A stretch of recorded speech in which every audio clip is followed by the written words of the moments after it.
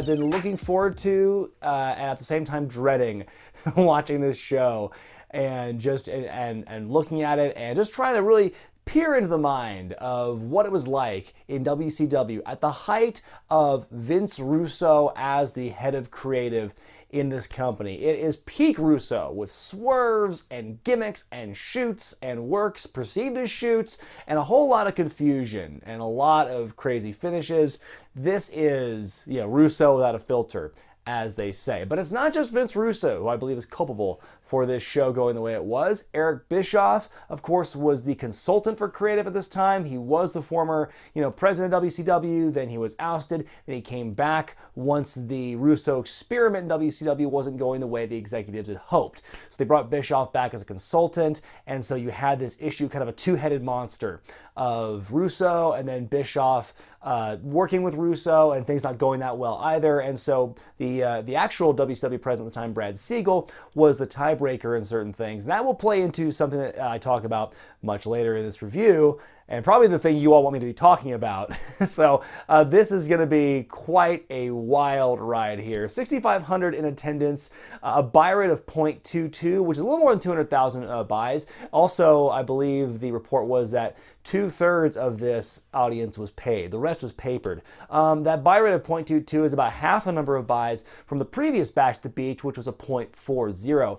Tony Schiavone, Scott Hudson, Mark Madden on commentary. Hudson's got a little Gilligan bucket hat with him. I did forget to mention this in my Canadian Stampede review, so I'll mention it here. How much I enjoy the fact that the announce team is all gimmicked up in the theme of the show. You've got the Hawaiian shirts, and Hudson's got his bucket hat, and Okerlund is dressed like this, and Dave Penzer is like this. Michael Buffer is the only one who's going against the dress code here because he's in a suit, but he's wearing a little bit of blue, so I guess that makes it pop a little bit more. But I do enjoy that when announce teams have the gimmicks to go with it. Like Canadian Stampede, they were all dressed like cowboys at the rodeo. Here, they're all in their beach attire and stuff. It's a fun little thing. It's something you don't see in traditional, legitimate sport. So when you see it here in wrestling, I do kind of pop for that. In the opening scene, the Cat, the WCW commissioner, comes out of a limo, mumbles something to his driver about the upcoming Cruiserweight title match, then some ninja music plays, and the Young Dragons pop out. That includes Jimmy Yang and Jamie Noble wearing a mask.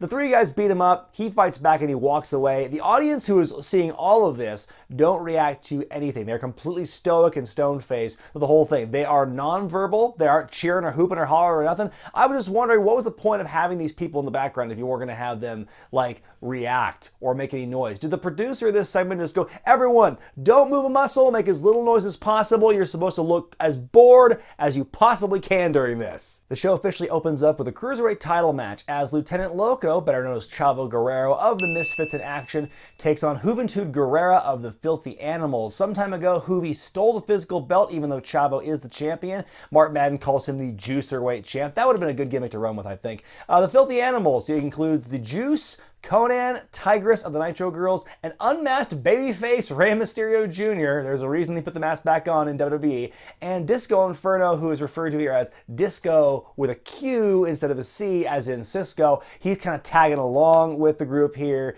He's kind of the odd man out. Conan babbles in his opening spiel, and Disco tries to shadow him and looks super lame. It's so cringeworthy and hysterical at the same time. Yeah, boy!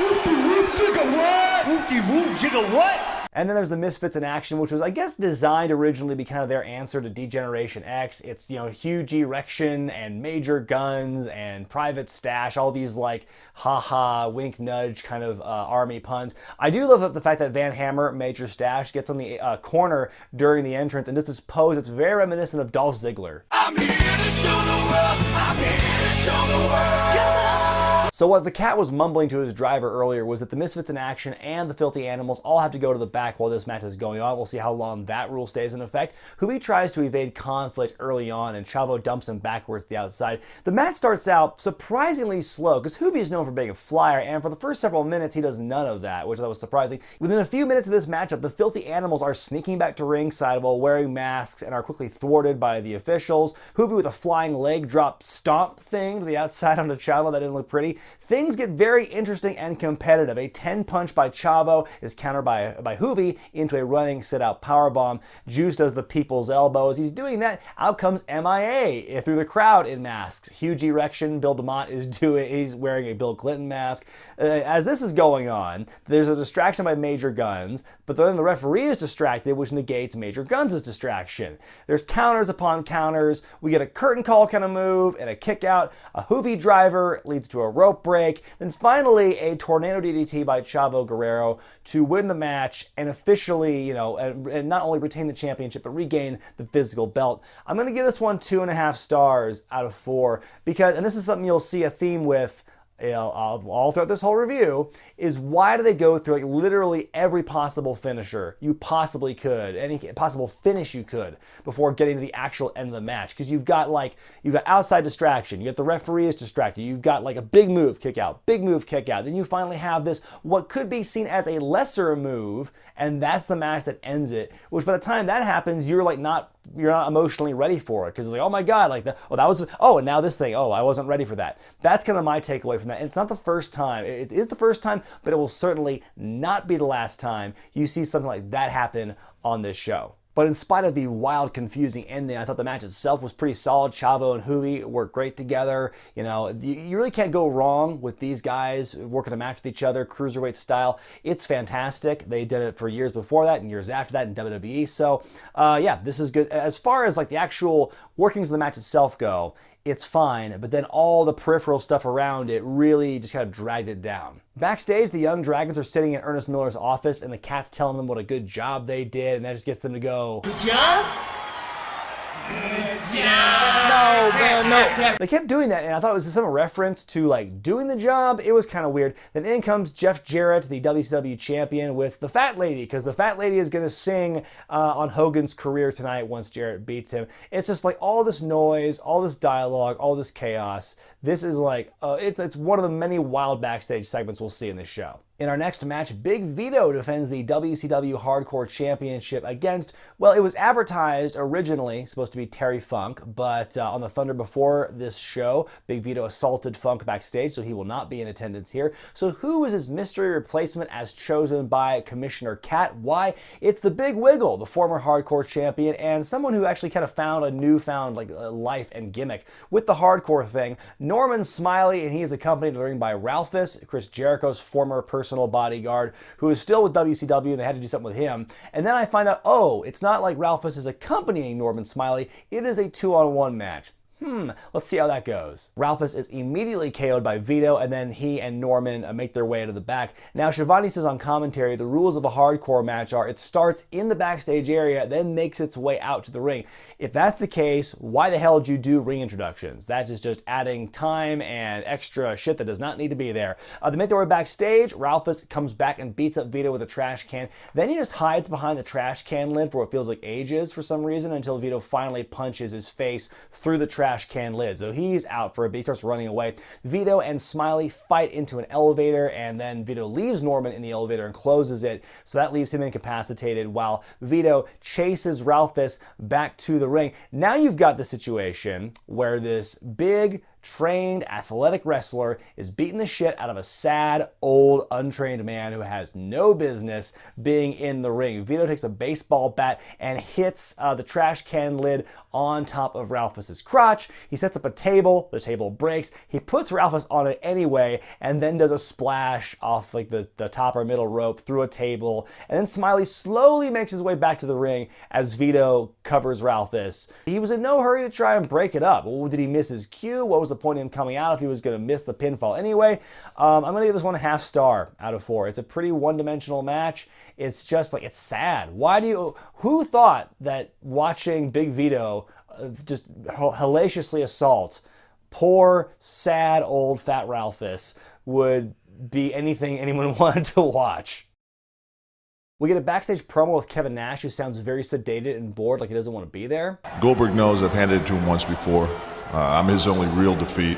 Then we get a hype package for the next match with Daffney and Miss Hancock, and instead of narration, there's blocks of text that explain what's going on. My favorite part is where it says, a long-legged, blue-eyed floozy has intervened in the wedding plans. I've never seen the word floozy spelled like that. It must be some kind of regional thing. It's time for a good old wedding gown match as Daffney takes on Miss Hancock, the future Stacy Keibler, and she's accompanied by David Flair. Oh, that David Flair, he's a two-timer, because he was teaming with Daffney and Crowbar for the longest time, and so then David and Daffney were engaged in storyline, and then, David Flair snuck around and messed around with Miss Hancock behind Daffney's back here, and so that's the catalyst to this matchup. Flair comes out with Hancock, and Scott Hudson spoils the end of the match when he talks about the cake outside the ring and says, we all know what happens with the cakes at a wrestling show. Scott, why would you do that?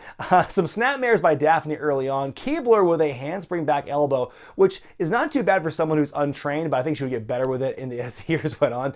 The ref and David Flair try to get between them at one point. Don't know why. Hancock pantses the referee, who for some reason tucks his ref shirt underneath his underwear. Strange. Then Daffney pantses David. David grabs Daffney, and Hancock has some hair clippers, and she threatens to cut Daffney's hair. She pauses and pantomimes for the longest time. Then finally, Crowbar runs in and takes out David. He's fighting for Daffney's honor. Then he looks around, takes his own pants off, so he's in his underwear. They indicate they're going to shave David's head, but then Miss Hancock gets on the apron with a microphone to stop everyone. I know what you all came to see. Hit my music. Her music plays, she tears off her wedding gown, starts dancing, and then that's the end of the match. Daffney wins, basically by forfeit, essentially, in case you cared. While Miss Hancock is dancing, the referee and Crowbar sit down, look to be enjoying themselves and enjoying the show. Then the action spills to the outside with David Flair et al., and a big old cake fight ensues. And there's this cake rubbed in everyone's faces and on the floor.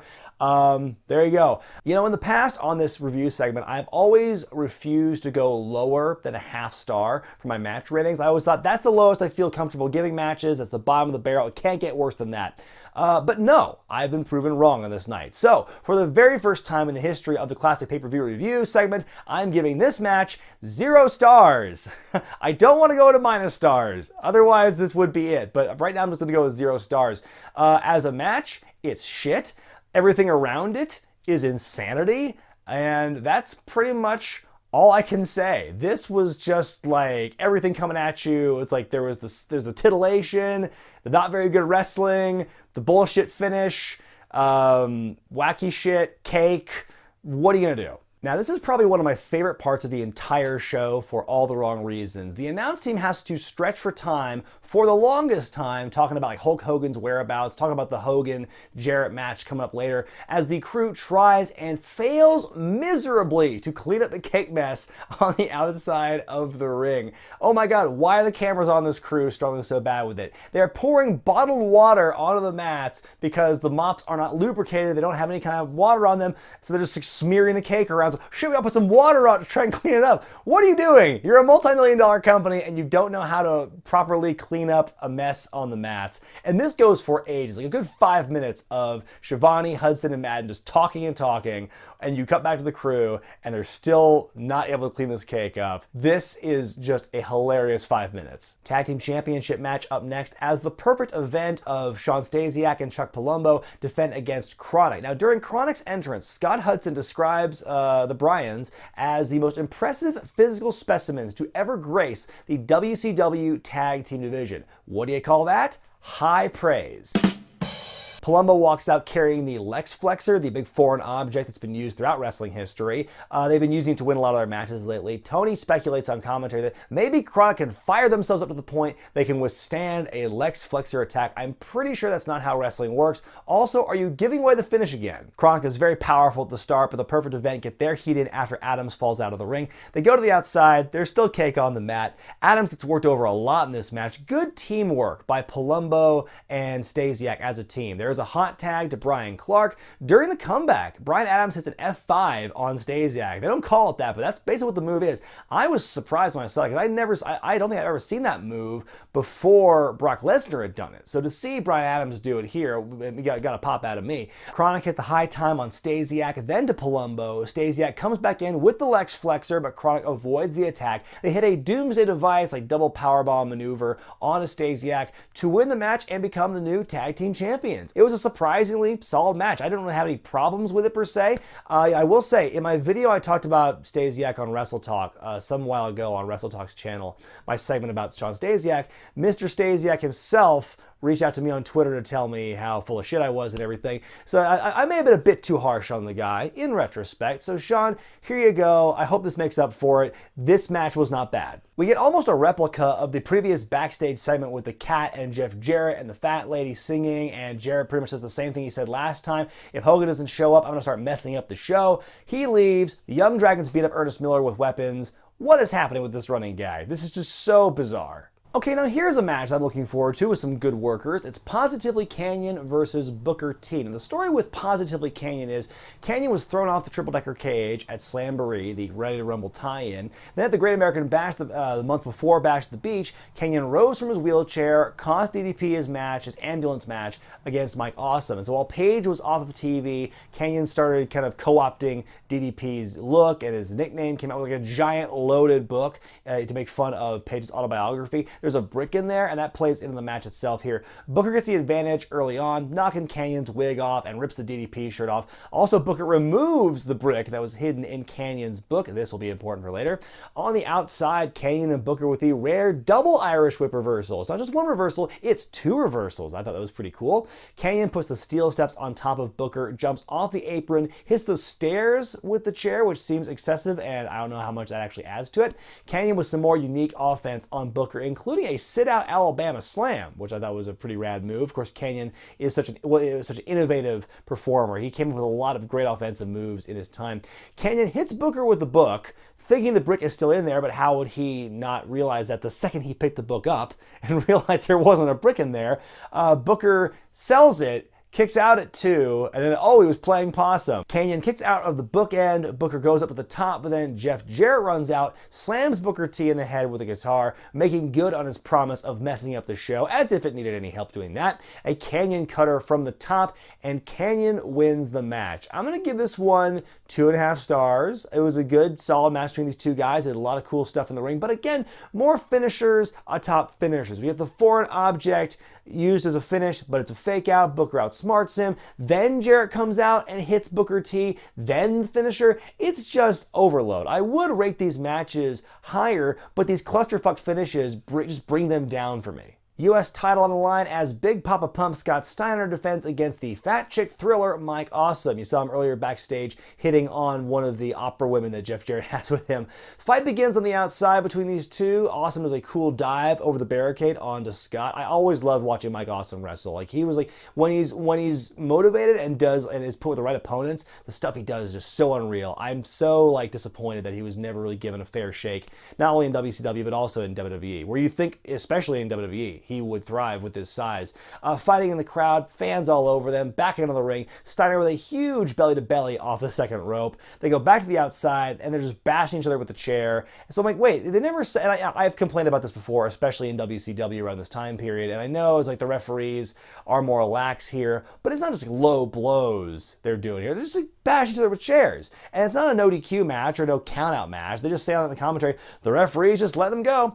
Okie doke, as Awesome mounts a comeback, the Cat shows up, not showing the effects at all of the beating he just suffered from the Young Dragons. Steiner is going for the Steiner recliner, but the Cat reminds him that the move is banned. What's not banned? More low blows, because Awesome hits a good one right in front of the referee, who does absolutely nothing. Awesome hitting a top rope splash and a kick out. We get a ref bump. Cat goes to kick Steiner, but he ducks. Cat hits Awesome instead. He gets suplexed. Scott goes to the recliner again. Then Cat gets back on the mic, says he'll strip Steiner of the title if he puts it on. So Scott wisely puts the move on, and the match gets called by Cat, and he stripped the belt. What a dummy. Why would Scott do that? So he beats up Cat and Awesome in the end, but he's still not the champion. No one is the champion now.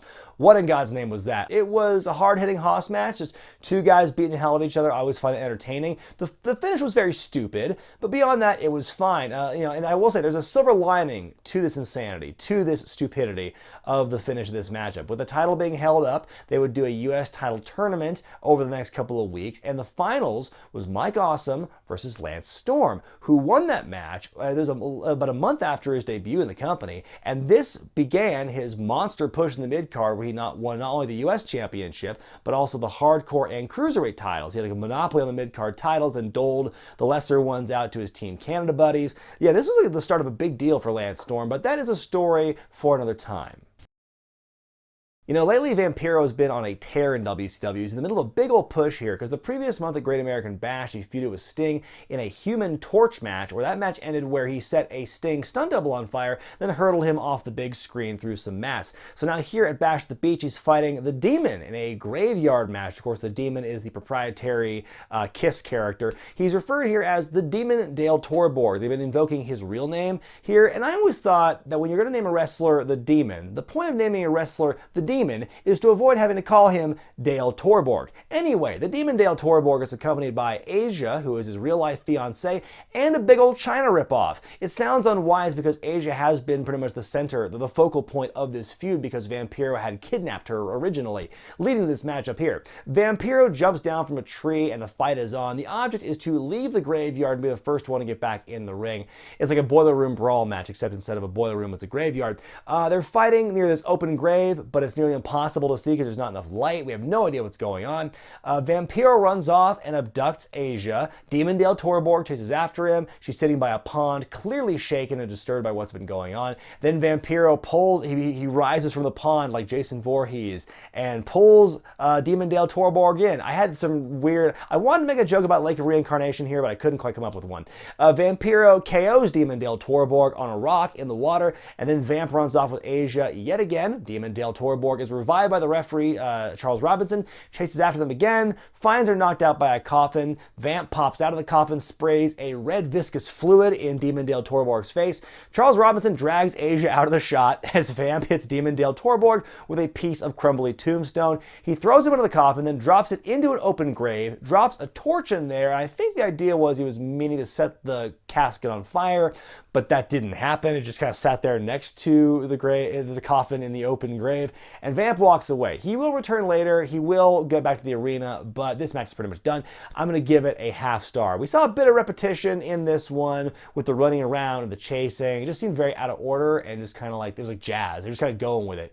And I think with a match like this, you can't really afford to do that. This was just sloppy, hard to see. This was not befitting of either guy. We get this backstage promo with Shane Douglas where he guarantees a victory against Bagwell. Then we get an ad for our contest where you can accompany Goldberg to the ring at a future WCW event. I'm actually genuinely curious to see if they went through with that and who won that contest. Former tag partners and former tag champions explode here as Shane Douglas takes on Buff Bagwell. They were a cornerstone of the New Blood faction for a time. They won the tag titles together, but then Bagwell was suspended for 30 days after a physical altercation with a crew member after an episode of Thunder, and they were stripped of the tag belts as a result. And when Buff came back, that began their infighting with each other. I had to love the spacing and the lettering on this sign in the crowd. The kid runs out of space after Frank and has to shove in the last few letters of the word franchise in there. The fight spills to the outside early on. Shane flips the mats up to deliver a pile driver on the concrete where you see cake under the mats. The cake came back. They flipped the mats over because they could not clean the cake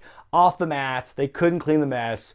Wow. Again, I have to reiterate, multi-million-dollar company can't afford a mop bucket. What the hell? Shane's working the neck of Bagwell, which makes sense because, of course, Bagwell had the surgically repaired neck some years before this. Tori Wilson, who was last seen with Billy Kidman, makes her way to the ringside area, gets on the apron. She slaps Shane in the face, a roll-up by Buff, and a kick-out. Tori gets back on the apron to distract Buff. She gets in the ring, they kiss, Buff turns around, and Tori takes Buff to Dick Kick City when his back is turned. Shane hits his Fisherman Buster, the Pittsburgh Plunge, a kick-out. What the fuck? That was a finish, and Buff kicks out of it. Buff with a double arm DDT and a kick out. Shane hits a jawbreaker stunner-like move after another Tori distraction, and that was the finish. What in the hell is going on here in WCW? I give it 1 star out of 4. Why did Tori slap Shane before joining forces with him? That makes no sense. And just, in kayfabe, when Shane and Tori were plotting this out before the match.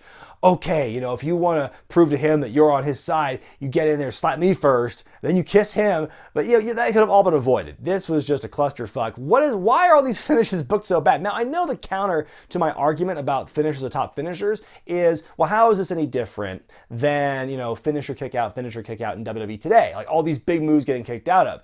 I think it's because the move, in my opinion, this is my frame of reference, the moves themselves exist in a different category than all these other finishers, the wacky stuff, the low blows, the distractions, the betrayals, the ref bumps. That is a secondary form of finish compared to the moves themselves and the big high spot finishers. And I feel the gimmick endings, like the ref bumps and the ball kicks and everything, I feel those cannot afford to be made to look ineffective as much as the moves are. Those don't have a whole lot of ground to stand on. If I'm making any sense, I feel that the gimmick endings, the gimmick finishes, they cannot be made to look ineffective. Because if you've got distraction and ball kick and whatever, and then like the guy still kicks out, and you do that on top of other moves, and it's still not the finish, like then not only have you minimized the moves themselves, you've also further diminished the gimmick stuff. So you've got all these things working against each other. If you watch today in WWE, you don't see that. You usually see finisher kickouts, that's fine, but you don't see that along with the gimmick stuff. I can't think of an example of that from recent memory. So I feel that the gimmick finishes are supposed to be kind of rare occurrences. So when you diminish those, and you've killed those more than the moves themselves. I may be rambling here, you may disagree with my sentiment, but that's the way I feel, and why I feel that these finishes, where it's like gimmick stuff along with moves, combined, all getting kicked out, is worse than just moves getting kicked out of. You know, when you go to the network and you pull this show up, and in the block of text for the description, it says, chaos ensues in the title match with Jarrett. No shit. It's the WCW Championship on the line as Jeff Jarrett defends against Hollywood Hogan. Michael Buffer is there doing ring announcing for this matchup, as he often did for main events. He calls Hogan and Jarrett the biggest stars in the universe, which is debatable in the case of Jarrett here. Jarrett's network dubbed music plays for about a minute or so before we realize there's no Jarrett. Then out comes Vince Russo. He makes his way down the ramp. Then several paces behind him is the champion, Jeff Jarrett, who looks very, very pouty. The bell rings, Jeff gets in and lays down, and Russo throws the world title at Hogan and leaves. Hogan grabs the mic and says, "That's why this company's in the damn shape it's in, because of bullshit like this." He puts his foot on Jarrett, wins the title. Jarrett just rolls out of the ring, and he's done. And that's it. I'm going to give this one also. This is now. History's being made here in the Classic Review Show, people, because not only have I debuted the 0-star rating, but twice in one show, I'm going to give that rating. And it's going to go for this match. 0 stars, because it's not even a match. It's a bunch of bullshit. And and oh God, I cannot wait to get a little later into this show and tell you more about what happened to this dumpster fire. But we're still not done yet. There are swerves and there are swerves. We've all been swerved. Vampiro's back from the graveyard. He's made his way back to the arena, walks right by Hulk Hogan, and that shot right there is the last you will ever see of Hulk Hogan in WCW, so drink it in. Mark Madden says the world title match makes the graveyard match look sane. I have to agree with him. I don't agree with him on much, but that one actually makes a lot of sense. Vamp gets in the ring. He's technically now won the graveyard match. He cuts a promo gloating he beats Sting and Demon Dale Torborg. Then some druids wearing Sting masks bring a casket down to ringside. Then Sting, who is also wearing a Sting mask for some reason, pops out of the coffin, beats Vampiro with a baseball bat, throws him in the coffin, then vanishes. What a bizarre segment. Why did Sting also wear a mask? I don't get that. Not only was it dark, you couldn't see much of anything, but it's like Sting, it's supposed to be the real Sting, beating him up, but why is he also wearing a mask? And if he's wearing, why wouldn't he take it off to reveal it? I don't know. It's weird. It's Sting, it's WCW, it's weird. After a backstage promo with heel Goldberg, out comes Vince Russo back to the ring. As he's making his way to the ring, Scott Hudson says on commentary, that's not Vince Russo, the character, that's Vince Russo, the boss. And then Russo proceeds to cut that infamous shoot promo. If you haven't seen this one, go check it out. It's on the network in its entirety on this show. They don't censor anything. They don't cut anything from this. So it's pretty fascinating to see what happens here. Russo, he pours his heart and soul out to the crowd as he's put up with the bullshit politics for too long. He came back for guys like Jeff Jarrett and Booker T and MIA. I'll tell you who doesn't give a shit about this company, bro. That goddamn politician Hulk Hogan, bro. He says, you will never see that piece of shit again. The belt that Hogan has is the Hulk Hogan Memorial Belt. He says that Jarrett is still the official champion, but announces that Jeff Jarrett will defend against Booker T later tonight. And Hogan, you big bald son of a bitch, kiss my ass. And that's how it closes off there. Hudson and Madden are giddy on commentary over the treatment of Hulk Hogan here in this promo. Schiavone is just starting to crack. You can just tell this is when he's starting. This is when, like, I think he realized he's made a huge mistake. He's sitting there, he doesn't know what to believe, doesn't know what to think. So what happened? What the hell happened that brought on this cacophony of wild shit on this show? Basically, and first of all, it's really he said between Russo and then like the Hogan Bischoff contingent. This was settled out of court in 2003 when Hogan sued WCW / Russo for defamation of character and a breach of contract as well. So this was just, here's what I've gathered. I listened to Bischoff's take of it on 83 Weeks, and I listened to Russo's take. So this is my best idea of what happened. Bischoff says that he and Russo were clashing over the finish. Russo was very gung-ho about having the show end with Booker T as champion. That was what his goal was from day one of booking the show, was Booker T winning the belt at the end of the night. Hogan did not like the finish of his match with Jarrett, and he said, "It doesn't work for me, brother."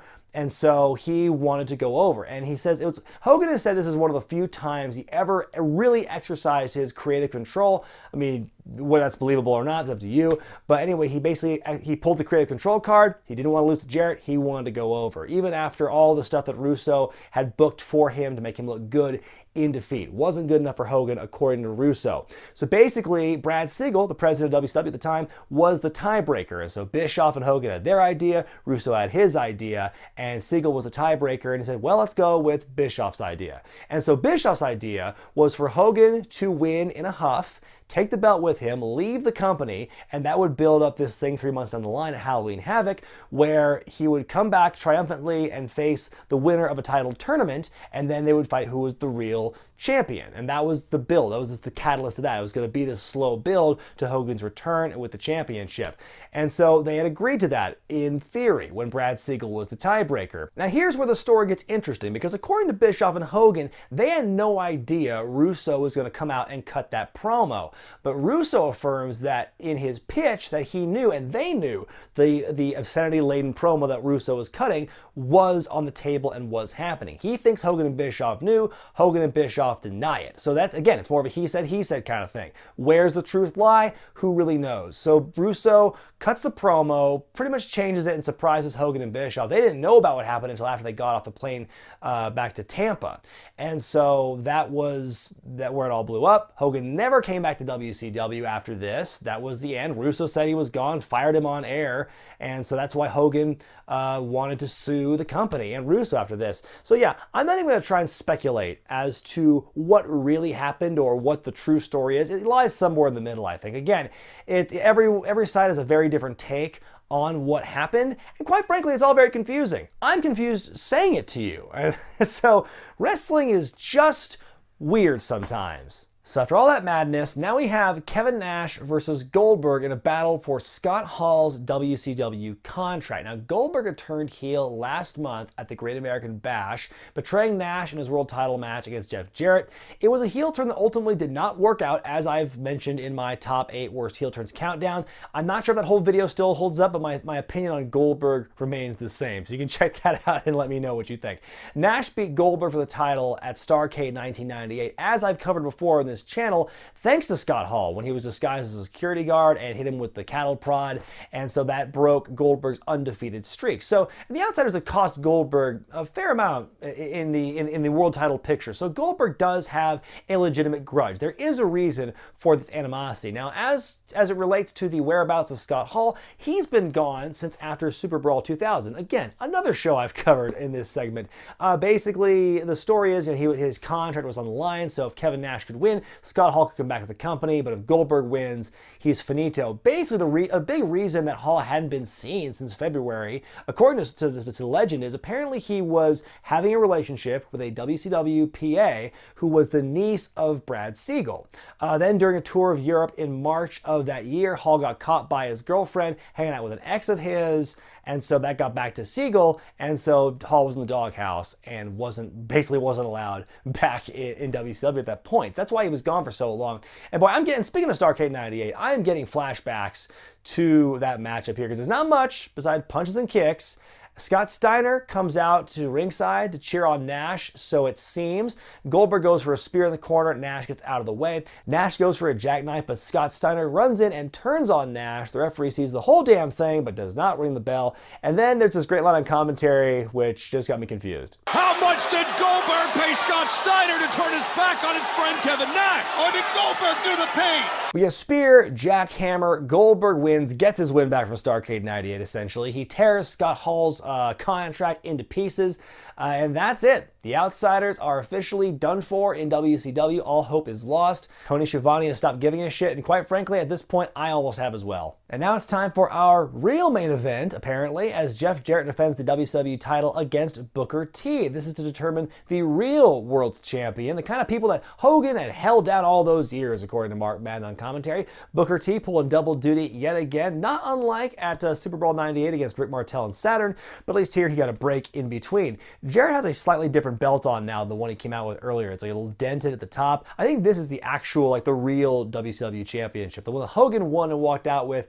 was not the legit one, not the real one. Starts out in the ring, eventually spills into the audience, the same area from the Steiner and Awesome match. Jarrett with a pile driver on the announce table, which does not break. Announcers put over the work ethic that the two men in the ring and how anti-Hogan this all is. There's no politics, there's no BS. It's just two hard workers working hard. Jarrett puts the figure 4 on Booker T, but Booker reverses it. We get a ref bump because of course we do. We can't have a single match in this entire show without some kind of bullshit finish. Jarrett goes for a belt shot. Booker hits Jarrett instead. It's a 2 count. Jarrett braces a chair in the corner, but it backfires him. Another 2 count. Jarrett hits referee Billy Silverman with a stroke, then grabs his guitar. He goes to jump off the top rope with it, but Booker T catches him, hits the bookend. Another referee runs into the ring, counts to 3, and Booker T wins the match and the championship. The crowd goes absolutely berserk. Booker's face, you can see the emotion on his face and this realization that the 14-year journey has culminated and peaked in the first of what will become 5 WCW championships for him. Really genuinely positive, feel-good moment to end this show. At least the fans go home happy at the end of this show. I'm going to give this one 2.5 stars. Good on you. You had a happy moment to close out this god-awful show. So, we're finally done with that. My overall grade for WCW Bash at the Beach 2000 is a D+. I really wanted to give this one an F because of how bad it was. I don't think it's the worst pay-per-view I've ever seen, but it's certainly up there. But I mean, there are some good matches, in fairness. There's the Cruiserweight title match with Juvi and Chavo. There's Booker and Kanyon. There's Booker and Jarrett. But God, so much negativity and so much crap associated with this show that bogs it down. The overall issue of too many overbooked bullshit finishes is one of them. But then you got the hardcore title match, get the sad old man getting beat up by Vito. The wedding gown match was insanity. The graveyard match was insufferable. The whole Hogan, Jarrett, Russo debacle was just a black eye on the wrestling business. It was an attempt to make wrestling like edgy and like, ooh, peel back the curtain, see what's going on there. But I mean, how many of the fans watching in Daytona that night and the people watching at home, how many of them legit gave half a shit about what's going on backstage, the political machinations of Hulk Hogan and whoever the hell's doing what? I don't think a lot of those people cared. At the time, the IWC, the internet community, was much smaller than it is today. So you had this like vocal minority who's like talking about it, but like how much did it really impact, everything else going on with the company? I don't think it was. I think it was more has to do with writing than anything else. And I think that, again, who's more to blame for what happened between Russo and Bischoff Hogan? Like, I don't really know for sure. Again, it's he said. Where's the truth lie? Who really knows? But I mean, as far as like this specific show, I think they're equally to blame for what happened here because Russo is his ideas and Bischoff ultimately had the power to say, let's pull this back a bit. But after a while, he even said so in his podcast, how he just kind of gave up after a while and said, fine, we'll do it your way and see what happens. He kind of checked out at this point. People still talk about it, sure. But then again, there's a lot of bad and dumb stuff throughout wrestling history that people still talk about. And there's a reason that's bad and dumb, basically. This was probably, I think what kept this show like from going to full F for me was just how insane it was, just all across the board. How it's like, there's so many little things and big things you can look at and say, what is happening here?